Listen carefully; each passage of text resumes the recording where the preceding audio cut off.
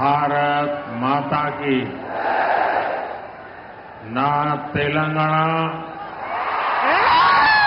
కుటుంబ సభ్యులందరికీ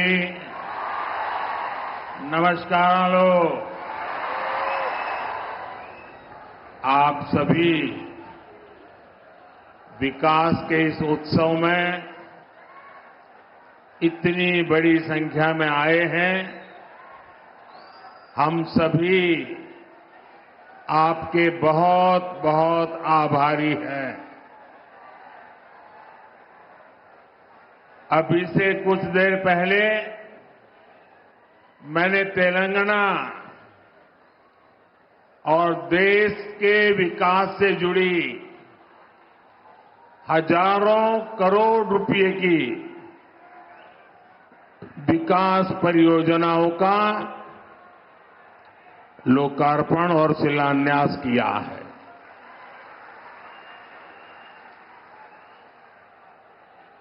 कुछ लोग आदत से मजबूर होते हैं, मेहनत करने की कुछ आदत भी कम होती है और इसलिए बड़ी सरल भाषा में कह देते हैं कि ये तो चुनावी सभा है। मेरे भाइयों बहनों और मेरे कुछ साथी जो भांति भांति का एनालिसिस करते हैं, जरा समझो ये चुनावी सभा नहीं है। चुनाव की तो अभी घोषणा भी नहीं हुई है। आज देश में विकास का जो उत्सव चल रहा है, उसमें मैं अपने तेलंगाना के भाइयों और बहनों के बीच ये विकास का उत्सव मनाने आया हूं। मेरी बात से आप सहमत हैं ना? सहमत हैं ना? इतनी बड़ी संख्या में माताएं बहनें आई हैं, आप सहमत हैं ना? मैं हिंदी बोलूंगा तो चलेगा ना? क्योंकि मैं तेलुगु में भाषण नहीं कर सकता हूं, लेकिन ये आपका प्यार है कि आप मेरी बात सुनना भी चाहते हैं, समझने का प्रयास भी करते हैं और फिर भी इतना प्यार देते हैं, इतना आशीर्वाद देते हैं। मैं आपका बहुत आभारी हूं। साथियों, बीजेपी की केंद्र सरकार किस स्पीड से और कितने बड़े स्केल से विकास उत्सव मना रही है, ये बताने के लिए मैं आपको और देश को, और ये जो बार बार चुनाव लिखते हैं ना, उनको खास मैं 15 दिन का हिसाब देता हूं। दे दूं आपको? मेरा 15 दिन का हिसाब दे दूं? देखिए 15 दिन में क्या क्या हुआ। 15 दिन में 2 IIT, एक IIIT DM, 3 IIM और एक Indian institute of skills IIS, इसके कैंपस का लोकार्पण हुआ।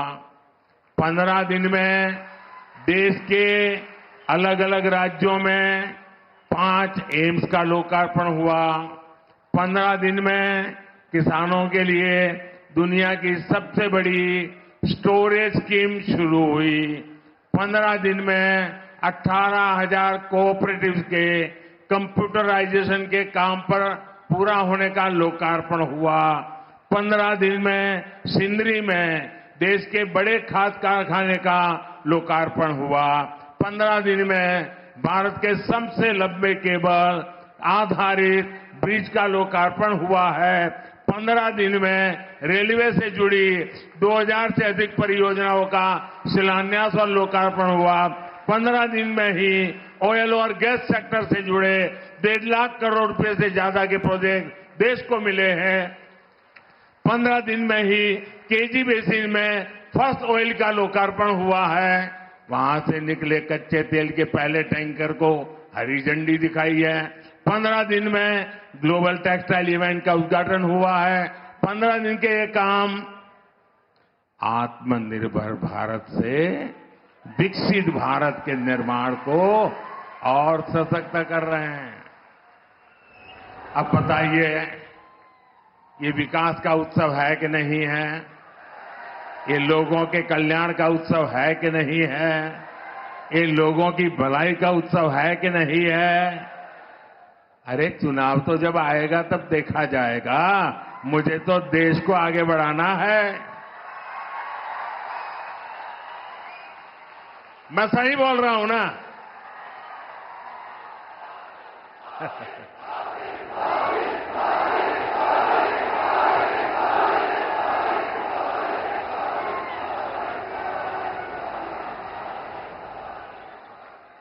साथियों, कल भी मैंने, अब आप देखिए, ये चुनाव करते हैं ना, जरा देखिए, दिमाग खपाइए।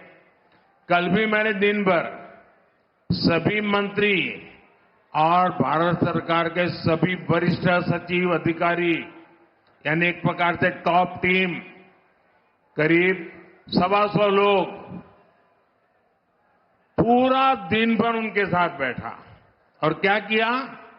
चुनाव की चर्चा नहीं की। वहां मैंने विकसित भारत निर्माण के लिए एक्शन प्लान पर एक एक मुद्दे की बारीकी से चर्चा की। विकसित भारत के एक्शन प्लान पर देश भर में 15 लाख लोग अब तक अपने सुझाव दे चुके हैं। 3,75,000 से ज्यादा स्टेक होल्डर्स अब तक इसमें सक्रिय रूप से जुड़े हैं। विकसित भारत के विजन को लेकर करीब 3,000 मीटिंग हो चुकी है। 3,000 मीटिंग। देश को विकसित बनाने के लिए दिन रात काम, करीब 1200 यूनिवर्सिटीज ने इसमें हिस्सा लिया है। बड़ी बात यह है कि इनमें अब तक करीब 11 लाख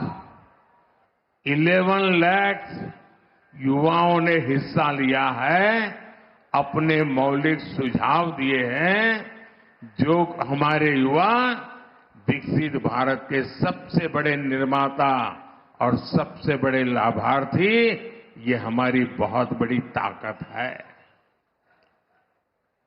राष्ट्र के विकास के लिए भाजपा का यही कमिटमेंट है, जिसके कारण तेलंगाना के भी लोग पूरे जोश से कह रहे हैं। तेलंगाना के गांव से आवाज आ रही है। नौजवान भी बोल रहा है, बुजुर्ग भी बोल रहे हैं, महिलाएं भी बोल रही हैं, शहर वाले भी बोल रहे हैं, किसान भी बोल रहा है, मजदूर भी बोल रहा है। अब की बार 400 पार। अब की बार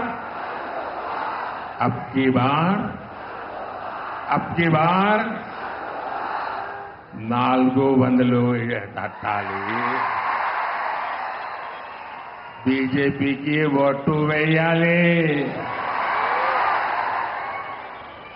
साथियों, ये धरती रामजी गोंड और कोमाराम भीम जैसी महान विभूतियों की धरती है। आजादी के इतने दशकों तक तेलंगाना की इस धरती ने उन्होंने जो योगदान दिया, उस योगदान को कभी सम्मान नहीं दिया गया। 2014 के बाद बीजेपी की केंद्र में सरकार ने तेलंगाना के विकास को, आदिवासी समाज के सम्मान को इतना महत्व दिया।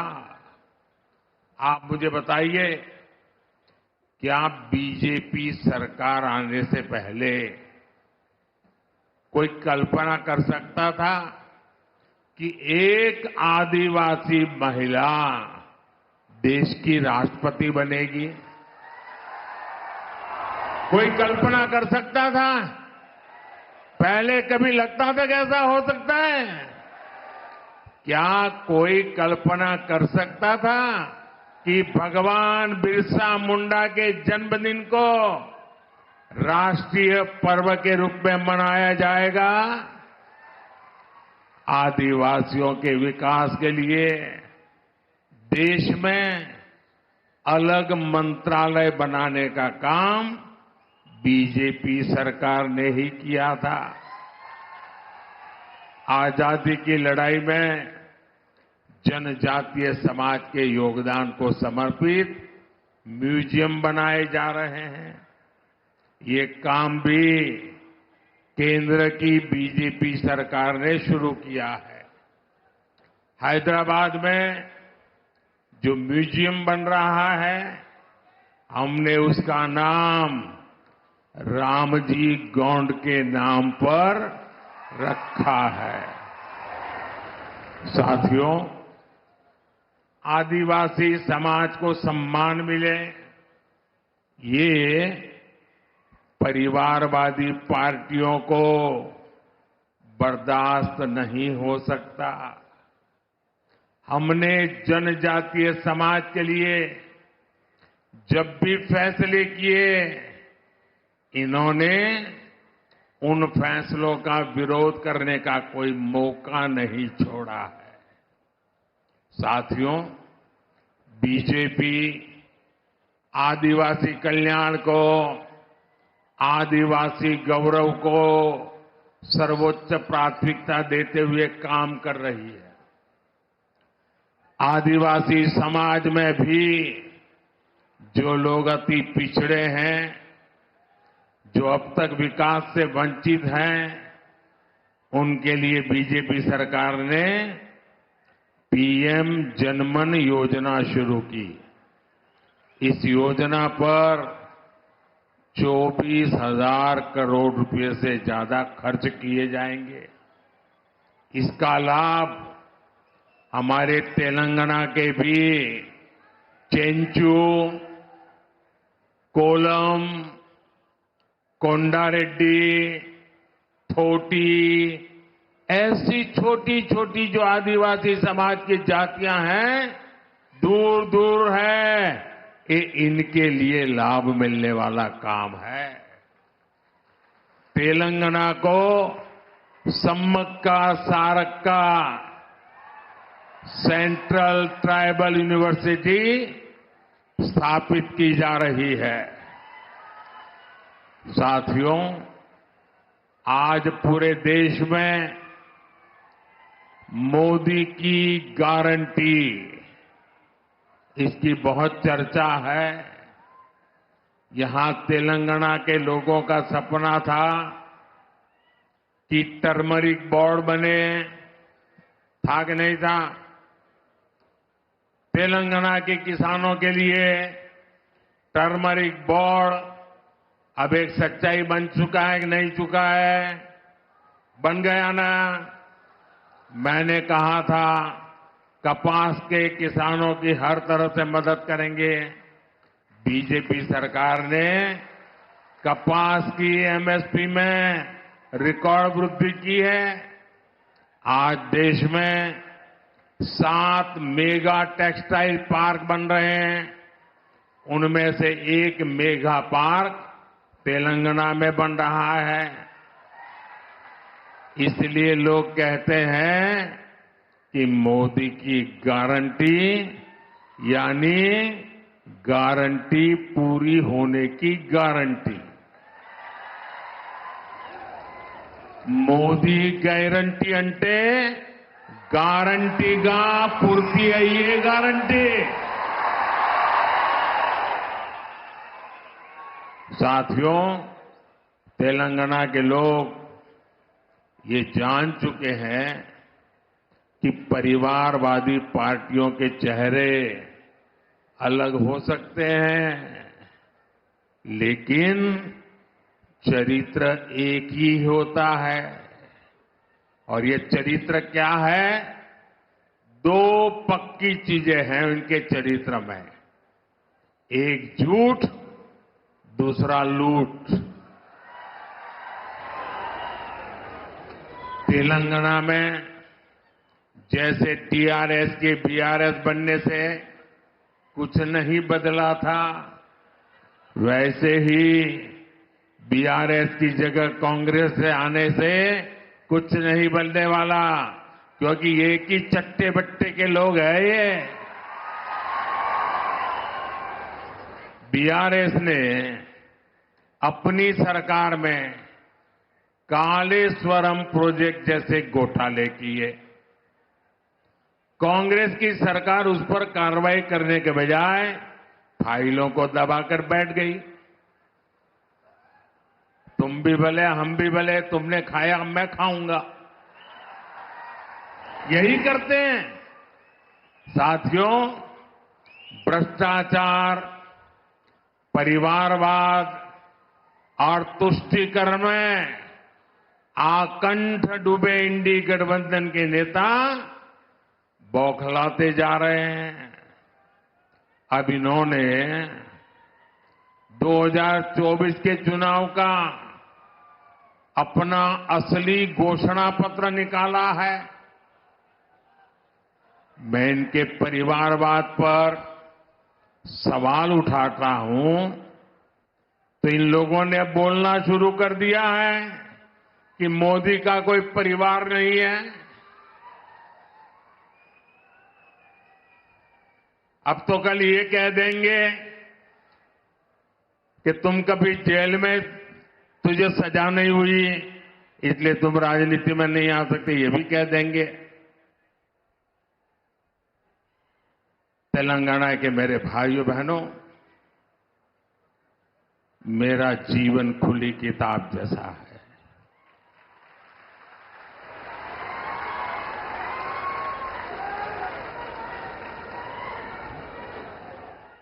आप मुझे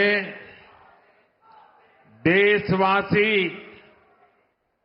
भली भांति जानते हैं, समझते हैं। मेरी पल पल की खबर देश रखता है और कभी मैं रात देर तक जब काम करता हूं और खबर बाहर निकल जाती है तो देश से लाखों लोग मुझे लिखते हैं, बताते हैं कि इतना काम मत करिए, कुछ आराम करिए। ये प्यार भाइयों बहनों, एक सपना लेकर के बचपन में घर छोड़ा था और जब मैंने अपना घर छोड़ा एक सपना लेकर के चला था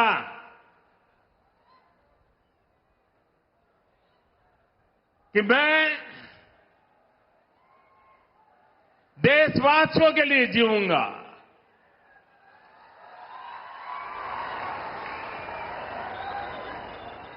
मेरा पल पल सिर्फ और सिर्फ आपके लिए होंगे। मेरा कोई निजी सपना नहीं होगा, आपके सपने, यही मेरा संकल्प होगा। और जिंदगी खपा दूंगा तो आपके सपनों को पूरा करने के लिए, आपके बच्चों के भविष्य को उज्जवल बनाने के लिए। और इसलिए देश के कोटि कोटि लोग मुझे अपना मानते हैं, अपने परिवार के सदस्य की तरह मुझे प्यार करते हैं। और इसलिए मैं कहता हूं 140 करोड़ देशवासी यही मेरा परिवार है। ये नौजवान यही मेरा परिवार है। आज देश की करोड़ों बेटियां, माताएं, बहनें यही मोदी का परिवार है। आज देश का हर गरीब ये मेरे परिवार है। आज देश के कोटि कोटि बच्चे, बुजुर्ग ये मोदी का परिवार है। जिसका कोई नहीं है वो भी मोदी के हैं और मोदी उनका है। मेरा भारत, मेरा परिवार, मेरा भारत, मेरा परिवार, यही भावनाओं का विस्तार लेकर के मैं सपनों को संकल्प के साथ सिद्ध करने के लिए आपके लिए जी रहा हूं, आपके लिए जूझ रहा हूं और आपके लिए जूझता रहूंगा।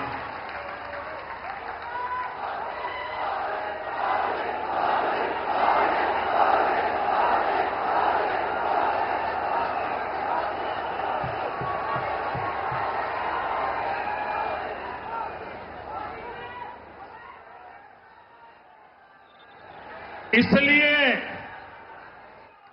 आज पूरा देश एक सुर में कह रहा है, मैं हूं मोदी का परिवार, मैं हूं मोदी का परिवार, नैने मोदी कुटुंबम। आप भी मेरे साथ बोलिए, मैं हूं मोदी का परिवार,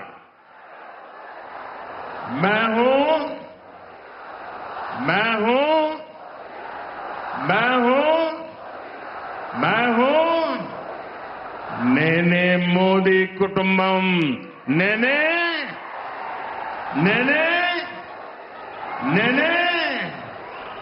साथियों, आखिर में मैं तेलंगाना के लोगों को, देश के अन्य लोगों का एक संदेश भी देना चाहता हूं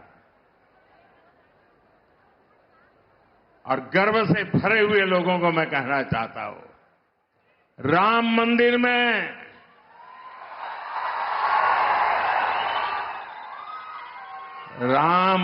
में सोने के दरवाजे हो या फिर मंदिर के स्तंभ, उनके निर्माण में तेलंगाना की भूमिका रही है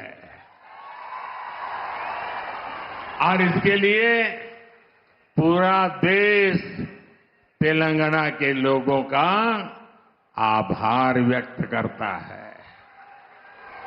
रामलला का आशीर्वाद पूरे तेलंगाना के लोगों पर है। हम विकसित भारत, विकसित तेलंगाना का लक्ष्य जरूर हासिल करेंगे। भाइयों बहनों, मैं आपसे यही आग्रह करता हूं कि 2047 25 साल हमारे पास है। इतनी मेहनत करनी है, इतनी मेहनत करनी है, देश को दुनिया के समृद्ध देशों की बराबरी में ला करके खड़ा रखना। हमारे मां बाप को तो मुसीबतों में जिंदगी गुजारनी पड़ी, लेकिन अपने बच्चों को मुसीबत में जीने के लिए मजबूर नहीं करेंगे। और इसलिए तेलंगाना, मुझे आपका आशीर्वाद चाहिए, मुझे आपका अपार प्रेम चाहिए। मैं आपका प्यार का भूखा हूं और एक सेवक के नाते आपको समर्पित हूं। मेरे साथ बोलिए, भारत माता की, दोनों मुट्ठी बंद करके पूरी ताकत से बोलिए, भारत माता की, भारत माता की, भारत माता की, भारत माता की। बहुत बहुत धन्यवाद।